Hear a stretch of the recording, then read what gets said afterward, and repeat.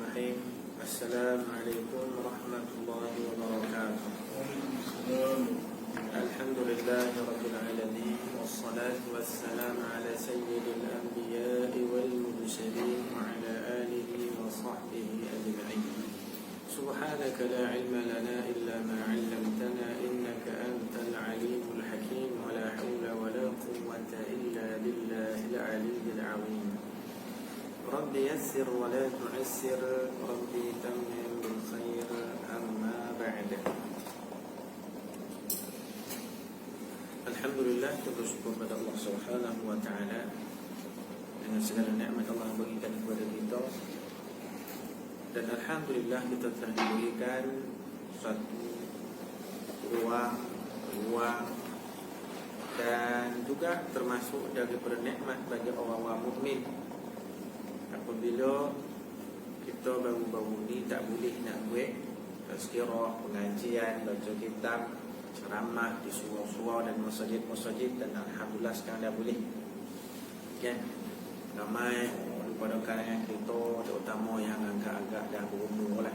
Sebab bagi orang yang dah berumur, Allah beri hidayah biasanya sampai ke mati itu dia baik. Mudah-mudahan husnul khatimah. Orang sebenarnya mengeletek Nabi masjid surau ni. Dah lama kan terkurung kat rumah, dah tak lapar, dia duduk kat masjid tu, dia rasa macam satu nikmat yang tidak terhingga. Inilah di antara tanda-tanda iman yang Allah hiasi dalam hati seseorang. Kita tak tahu iman macam mana, tetapi iman boleh diukur dengan amalan seseorang. Sebab itu Allah Subhanahu wa taala bila menyeru orang beriman, maka disandarkan sekali dengan amal saleh, amal yang dilihat oleh mata. Ya ayyuhalladzina amanu wa 'amilus shalihat. Iman itu iman itu diukur di sisi Allah Taala juga. Walaupun hati tak oleh manusia, hanya Allah, tapi boleh diukur bahkan oleh diri punya yang punya amal, diri yang punya amal tu mengukur dengan amal soleh. Kerana amal itu juga adalah lorongan hidayah daripada Allah Subhanahu wa taala. Baik, hari ini kita nak bercerita sedikit tentang zikir kepada Allah, zikrullah. Walaupun tajuk ini korang kita dengar, dah lama kita dengar, dah ramai daripada tubuh yang kita dengar huraiannya, yang mungkin sama, mungkin berbeza. Tubuh yang luas pengetahuannya, dapat kita sesuatu yang baru. Tapi yang pasti, zikrullah dengan Allah sesuatu yang umum, sesuatu yang sangat besar. Besar ganjarannya, besar kesan kebaikannya, besar kehebatannya di sisi Allah Subhanahu wa ta'ala. Dan hanya orang-orang yang benar-benar berzikir kepada Allah yang mengetahui bagaimana hebat dan besar juga agungnya amalan zikrullah. Hanya orang yang beramal. Betul, ulama-ulama, kalau kita mengambil tahu tentang kehidupan mereka, tidak ada satu ulama pun yang tidak ada amalan berterusan istiqamah dengan zikir khusus mereka. Dan zikir itu terlalu banyak cabang. Ada yang dengan tasbih, ada yang dengan tahmid, ada yang dengan salawat, dan berbagai-bagai lagi yang dibawa dan yang dipandukan oleh, yang berpandukan daripada hadis Nabi sallallahu alaihi wasallam. Jadi dalam Quran Allah Subhanahu wa ta'ala firman, fadhkuruni adhkurkum washkuruli wa la takfurun. Kata dia, maka berzikirlah kepadaku. Kita umum, kita boleh maknakan dia dengan mengingati Allah. Kita boleh letak makna dia dengan menyebut Allah. Bila menyebut, insya-Allah makna kita ingat. Tetapi tidak semestinya orang yang menyebut itu mengingat Allah dengan keadaan yang sebenar. Makna dia nyebut mulut, mungkin tak turun ke hati. seperti mana yang dibahaskan oleh Al-Imam Al-Ghazali rahimahullahu ta'ala. Dan zikir mulut, zikir hati dan zikir kedua-dua. Ada lagi yang kata ompek, zikir mulut, zikir hati, zikir jawarih, zikir tubuh badan kita, kan? Dan juga zikir semua sekali. Jadi walau bagaimanapun panduan daripada ulama itu tidak akan jauh menyeleweng daripada panduan hadis-hadis Nabi sallallahu alaihi wasallam. Tapi secara umum zikir kepada Allah itu membawa kepada nilai kita semakin hampir dan ada hubungan yang baik dengan Allah Subhanahu wa taala, dan itulah matlamat dan asal daripada zikir yang diperintah oleh Allah Subhanahu wa taala. Bahkan solat itu sendiri, kalau tengok dari satu sudut, solat itu maknanya doa. Ya, doa itu adalah zikir. Kita minta dengan Allah itu petanda bahawa kita ingat Allah. Bahkan dalam hadis Rasulullah sallallahu alaihi wasallam pernah menyebut, "Man lam yas'alillah", siapa yang tidak meminta-minta dengan Allah, siapa yang tidak berdoa kepada Allah, siapa yang tidak memohon kepada Allah, Allah akan murka dengan dia. Nah, nampak tak pentingnya kita berdoa kepada Allah? Sebab di antara yang membuat kepada kita ingat pada Allah adalah doa. Cuba tengok orang susah yang paling banyak ingat Allah. Daripada sudut mana dia ingat Allah? Dia sudut doa. Dia susah, dia akan berdoa untuk keluar daripada kesusahan ni. Di situ dia ingat Allah. Dan sebab tu Nabi SAW sebut, siapa yang tidak meminta-minta dengan Allah, dia susah kok. Apalagi kalau dia susah. Orang kadang-kadang dia senang, dia lupa. Dia susah pun dia ingat. Kadang-kadang dua-dua dia ingat, itu bagus. Jadi Nabi pun sebut, siapa yang tak meminta-minta dengan Allah, Allah murka dengan dia. Allah suka kalau kita minta dengan Allah. Sekalipun kita rasa kita ada apa yang kita perlukan. Kita perlukan duit, tak ada. Kita perlukan kesihatan, kita tak sakit-sakit. Kita perlukan anak kita ramai, bahkan cerdik pandai. Kita perlukan apa kita ada, tapi kita masih meminta-minta dengan Allah. Minta apa yang perlu kita minta, dan minta yang paling besar Allah kita minta Allah tetapkan kita dalam iman, hidup, mati dan bangkit kembali besok. Kita minta dengan Allah Taala yang tu. Kata kalau rasa-rasa dah ada lah. Kalau kita ada banyak rezeki, tetap minta berkat rezeki kan. Kita minta kahwin, dah lama tak kahwin, dapat kahwin, tetap kita dah kahwin dah. Sebelum kahwin minta, ya Allah kahwin yang dah habis kahwin dah, tetap minta dengan Allah. Sama ada kahwin lagi ataupun minta berkat dengan perkahwinan yang sedia ada. Salah kau nak minta kahwin lagi? Tuan, salah tak minta kahwin lagi? Tak adalah kan? Alhamdulillah, kita sama. Baik. Jadi itu zikrullah. Dan dia kata, tak ingat Allah. Apa fadkuruni azkurkum, ingat aku ingat kamu, fashkuruli wala takfurun, dan bersyukurlah kepadaku dan jangan mengkufurkan nikmatku. Nampak ya? Zikir kepada Allah itu membawa kepada nilai syukur kita kepada Allah. Mana? Apa saja, kalau kita rasa kita ni membawa diri kita sentiasa berzikir, itu pasti akan meletakkan nilai syukur dalam diri seorang. Ulama mengatakan sebahagiannya daripada ayat ini menunjukkan bahawa zikir membawa kepada mudah seseorang itu mensyukuri segala nikmat Allah beri pada kita. Syukur ni sangat penting dalam hidup.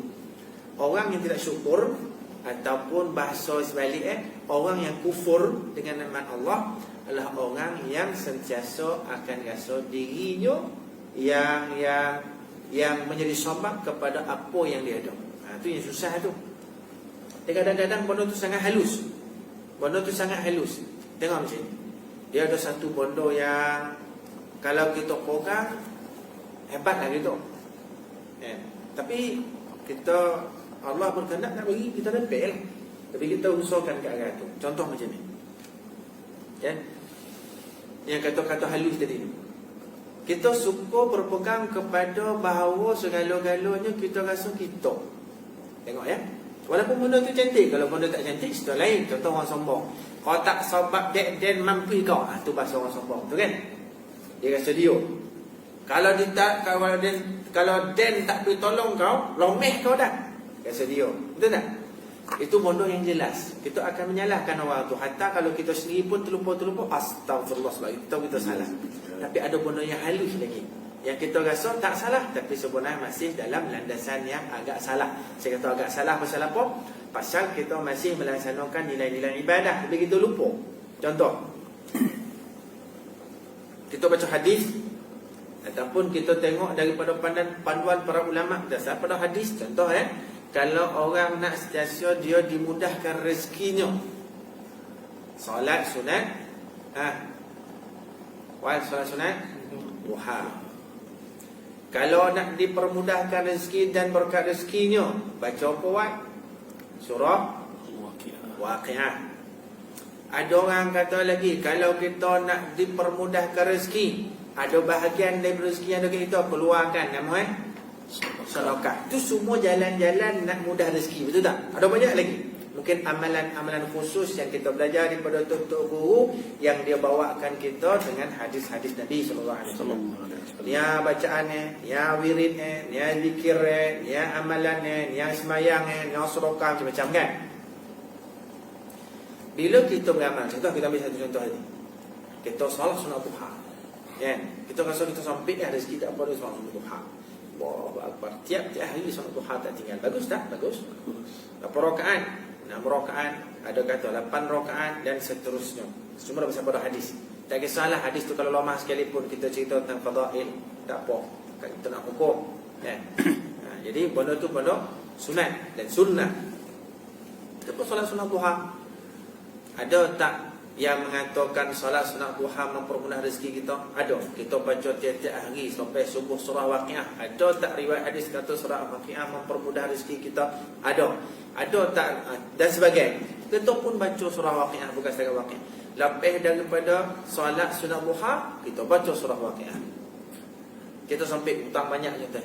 Tiba-tiba selepas sebulan Allah mempermudahkan bagi kita. Ya, Allah mudahkan bagi kita. Tengok hutang kita selesai, rezeki bertambah-tambah. Akhirnya kita apa? Alhamdulillah.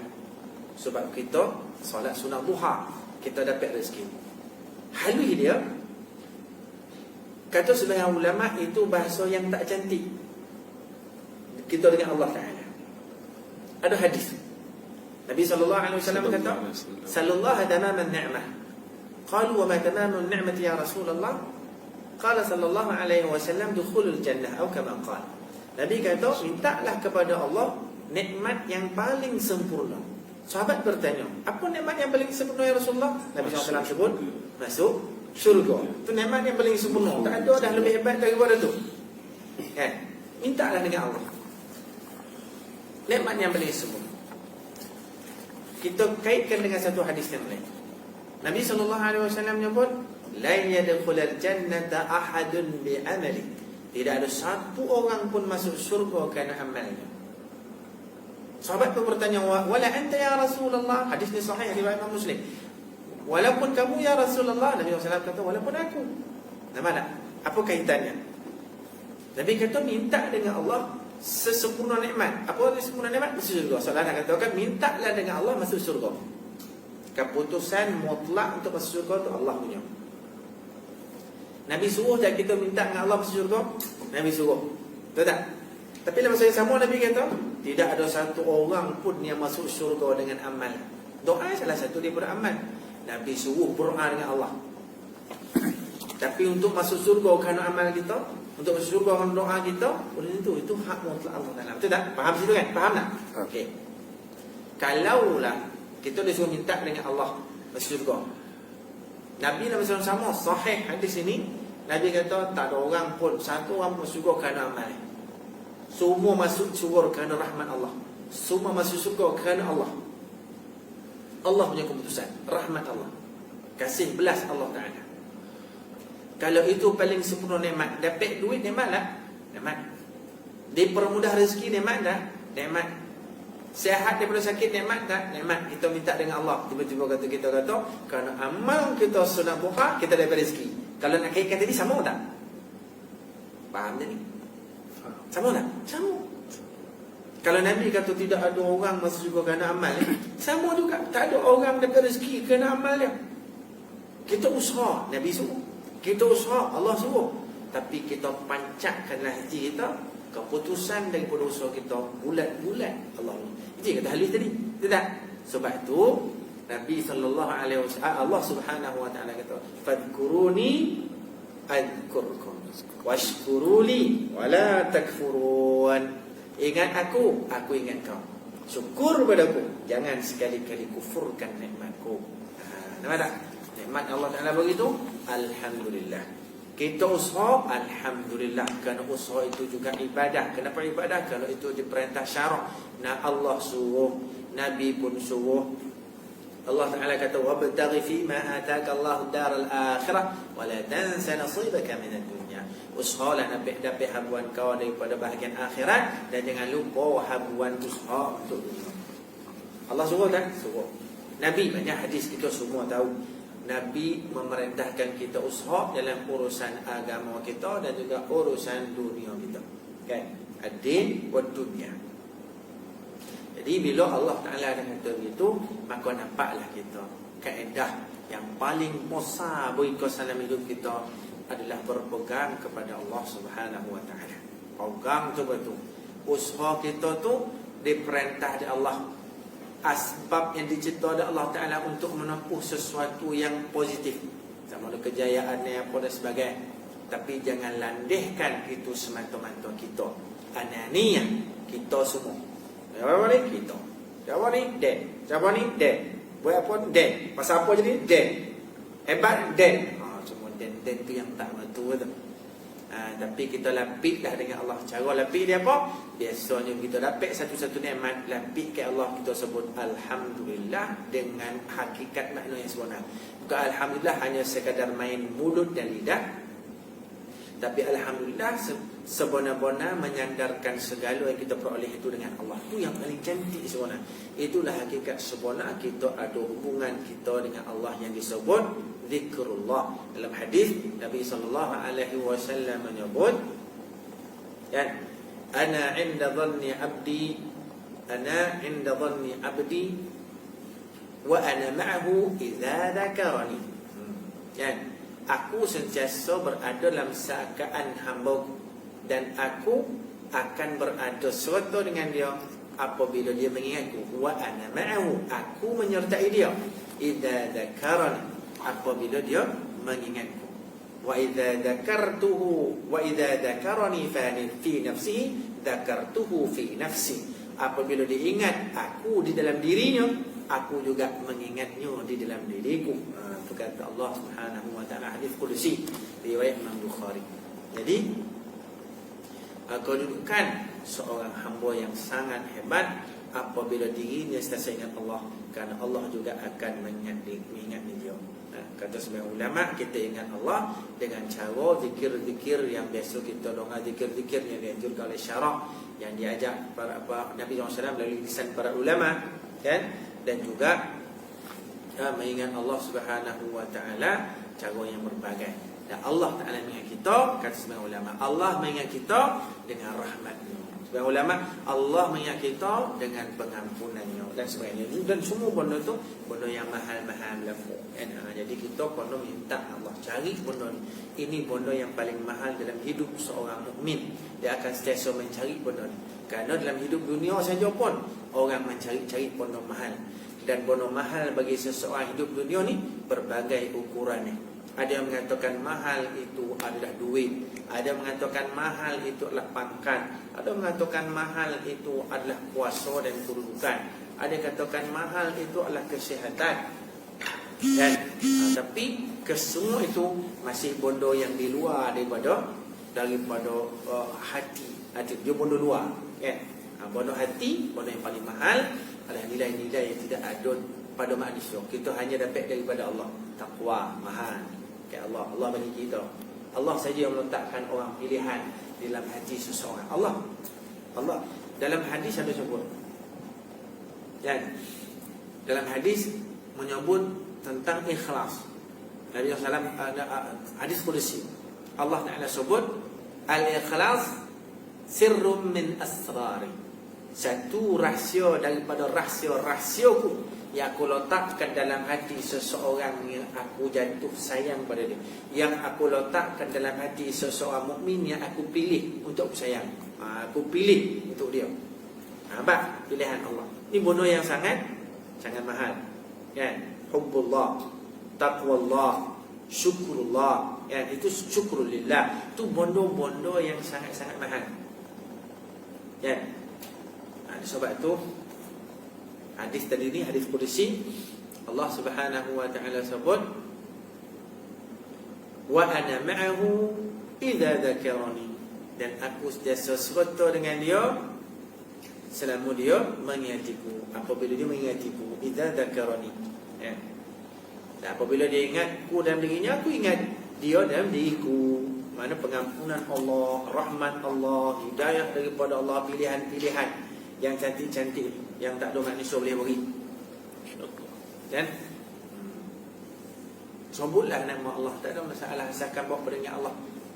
Hadis tu umum, dalam ayat Quran pun umum, fadhkuruni azkurkum, umum.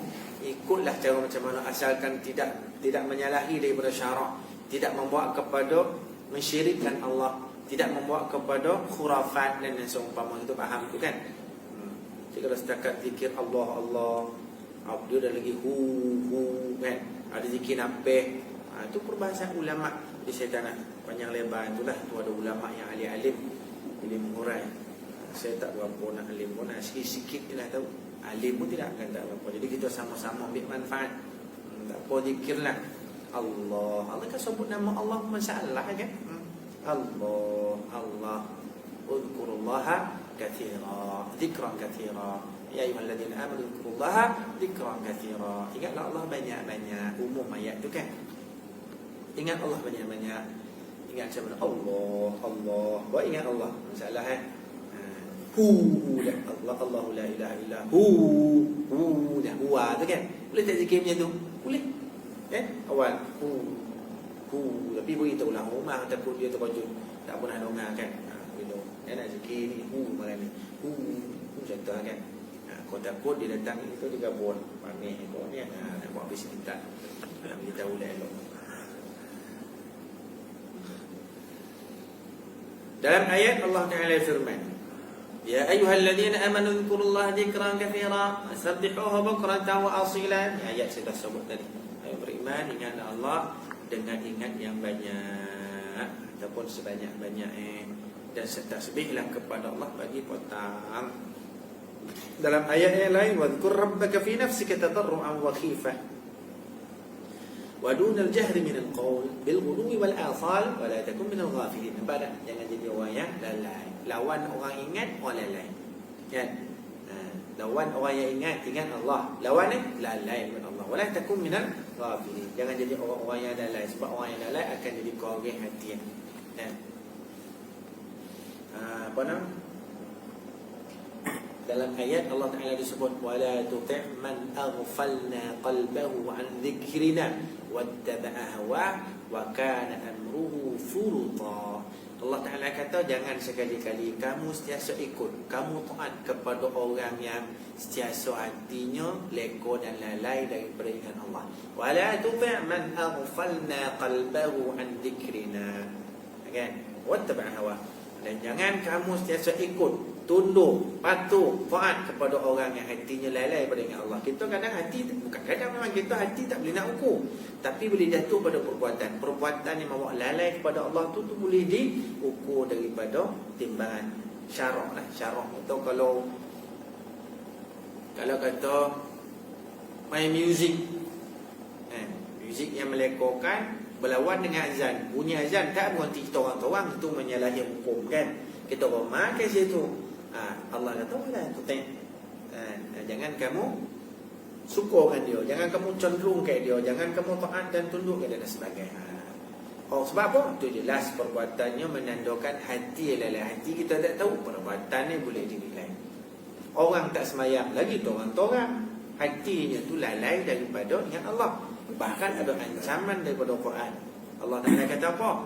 Fawailul lil musallin alladzina hum an salatihim sahun. celakalah bagi orang-orang yang semayang yang leko dan lalai daripada semayang. Mana celakalah bagi orang semayang, mana ahli iman, mana orang yang ada iman tapi tak semayang, orang yang Islam tapi tak semayang, kan?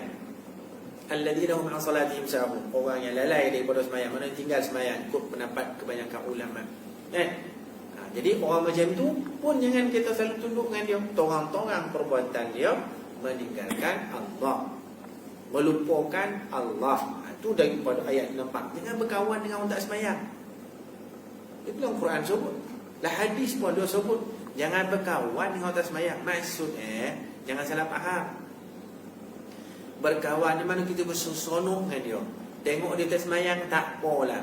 Tapi kalau kita ada nilai nak menasihat dia, nak menarik dia, nak posan-posan kat dia, paling-paling tidak pun pada kadar iman yang nipis dan rendah, untuk tunjuk kat dia, ni dah. Kalau kita jalan, contoh kita saja nak jalan dengan dia, kita tahu dia tak semayang, kita pergi jalan dengan dia dengan pergi pasar raya, sobu besar, contoh pergi jalan. Pasal apa? Tengah-tengah jalan kan, kamu masuk waktu dia nak pergi surau nak ajak dia sekali, kok dia mahu ikut semayang sekali, itu tak apa. Kawan macam tu tak ada masalah. Bahkan sangat-sangat dituntut dan dianjurkan. Sekalipun dia masih lagi tidak mengikut kita untuk sama semayang, tetapi di situ dah ada bahagian kebaikan, bahagian ganjaran dan pahala dah untuk kita, ya. Sebab apa? Di situ ada nilai ta'muruna bil ma'ruf wa tanhauna 'anil munkar, mengajak orang pada ma'ruf dan meninggalkan perkara munkar, ya. Jadi kalau setakat nak sono-sono, emoh kita pergi jalan-jalan ke sini, jalan-jalan seronok, itu ditogah di syarak. Pasal apa? Pasal bersamanya dengan orang yang melepaskan dirinya daripada ketentuan Allah, melepaskan diri daripada tali hubungan dia dengan Allah Subhanahu Wa Taala. Kalau semayang yang paling kuat tali hubungan kita dengan Allah tu, kalau dah diputuskan dirinya, ya, mana bari ya melepaskan dirinya dengan Allah Taala, tak mudah, tak ada hubungan langsung.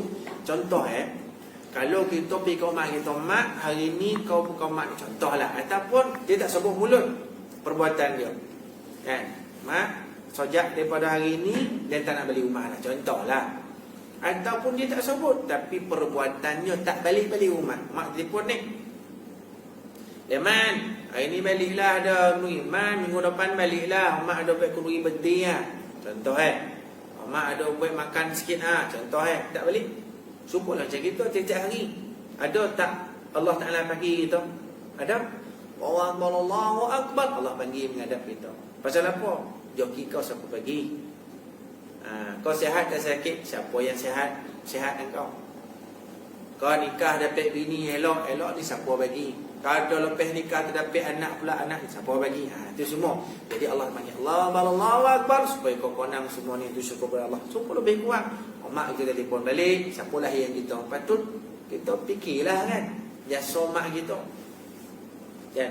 Sebulan 9 bulan ambil yang besok-besok, 9 bulan ngandung dengan kita. Kono pula jenis jenis dalam perut, kan?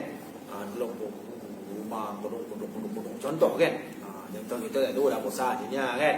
Sebab dia kecil tu kadang dia dah besar dan dalam tu dia kecil dia. Dalam tu ada kembang semacam, sebab dia makan ayam cucu, contohlah.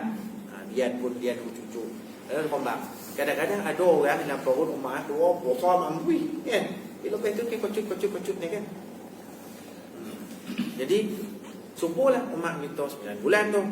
Tu tak kira lagi masa dia bersalin tu, kan? Tu punya sakit, kan?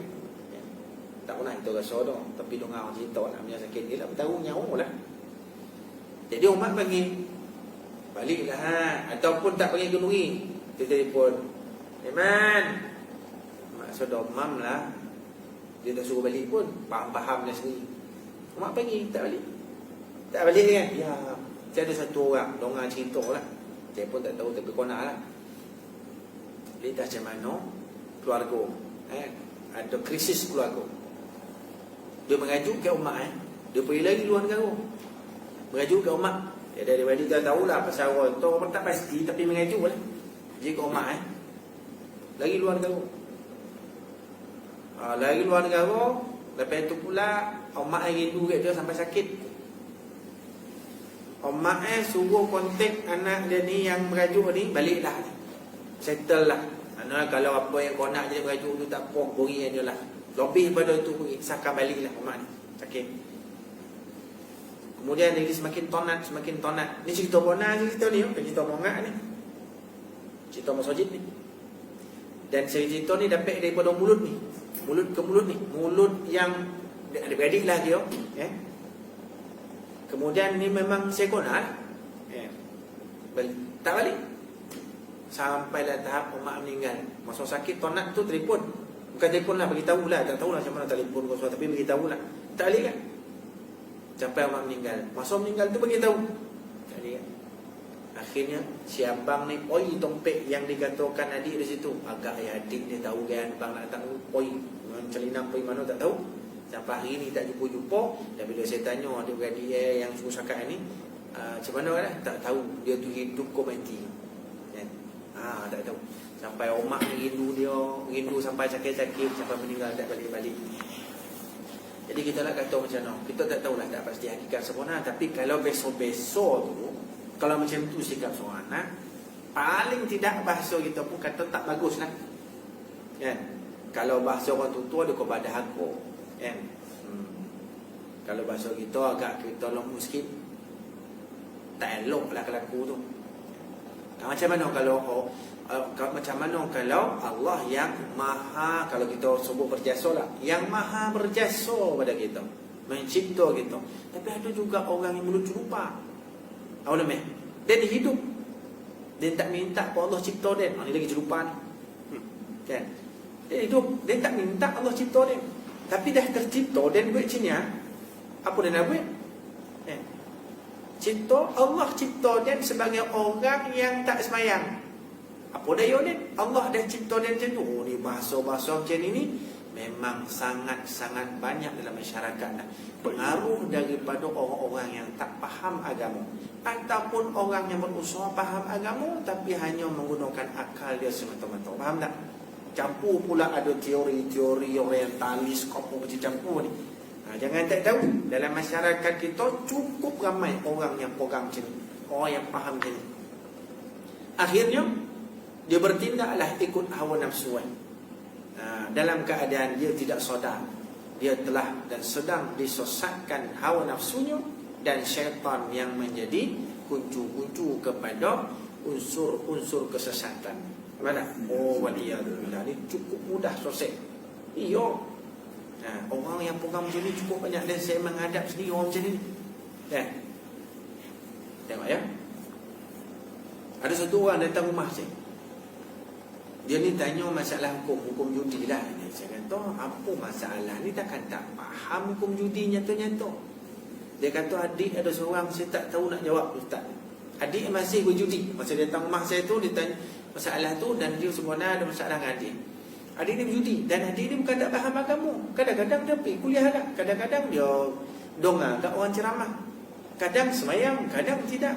Dan dia pergi berjudi. Dan marah dia ustaz dia. Dan marah dia berjudi. Dia khabar apa? Dia khabar apa masalah berjudi ni. Dan minum bueko ni masalah dia. Dia bukan sebut berjudi, minum bueko. Apa masalah dia minum bueko ni? Dan tak nyusahkan orang, dan tak ambil duit orang, dan bertikam nombor, dapat nombor tu. Bukankah itu juga rezeki daripada Allah? Dia kata, mak, agak boleh jawab kawan.